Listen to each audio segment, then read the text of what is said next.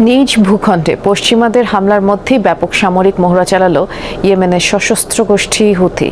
শনিবার দেশটির সাআদা এলাকায় অনুষ্ঠিত এই মহড়ায় সংগঠনটির বিপুল যোদ্ধা অংশ নেয় এবং সমরযানে ইসরায়েল আর যুক্তরাষ্ট্রের পতাকা লাগিয়ে তাদের প্রতীকী হামলা চালানো হয়।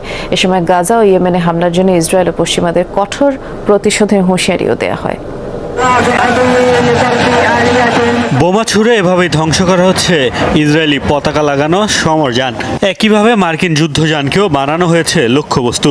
যুদ্ধের উত্তেজনার মধ্যেই সামরিক মহড়ায় শত্রু দেশের পতাকায় সজ্জিত এসব যানে প্রতীকী এই হামলা চালিয়ে প্রতিশোধ নেয়ার বার্তা দিল ইয়েমেনের সশস্ত্র গোষ্ঠী হুথি বিদ্রোহীরা। লোহিত সাগরে ইসরায়েলগামী জাহাজে হামলার জবাবে ইয়েমেনে হুথিদের স্থাপনায় হামলা চালিয়ে মধ্যপ্রাচ্যকে আরও উত্তপ্ত করেছে যুক্তরাষ্ট্র ও যুক্তরাজ্য। এবার ব্যাপক মহড়া চালিয়ে নিজেদের সামরিক সক্ষমতার জানান দিল হুথিরা।